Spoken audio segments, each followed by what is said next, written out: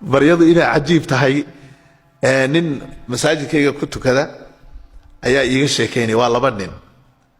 way soo kalahaanoo subaxa jumcaha kale waxay yimaadaan salaada subax bay yimaadaan say u sii fadhiistaan u dakriyaan marka mid kamida ayaa guursaday waxa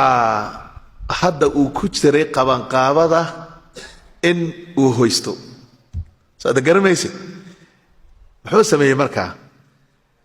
markii uu subaxii tukaday ayuu fadhiistay duco isku bilaabay marka iska ducaysanaya sidoo ducaysanayo aniga markii dambe waan ugu soo galay marka isagoo meel tir xagga ku ducaysanayo ya Allah marka waxba lama hadalay waan iska dhaafayo maadaama munaajaad ku jiro qof munaajaad ku jira iska ilaali inaad marka ka khalkhaliso dad baa maqan marka qaar kood soo oo ka kala jaraysa waxa dhacay markii laga baxay salaadii jimcuhu ii sheegay ninkii kale saaxiibka ahaayeen waxa soo galay masaajidkii nin marka dadka ilaahay wax siiyay maal qabeenka soo galay isagana uu garanaya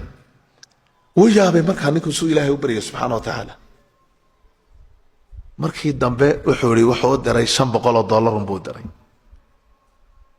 mana weydiisan wax siimo oran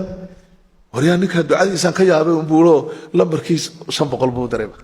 ka warrama ya ducadu ciyaar maaha xaqiiqo waa wax dhacay way wallahi xaqiiqa ninkii farxad wuxuu leeyahay inta soo martay muxuu ahaa hawlaha ducada inta iga soo martay ilaahay yaa buu ku keenaya marka ducadaasi ayaa kamida waxyaabaha aynu adeegsanayno ilaahay baryada ha inoo furay amiin dhaha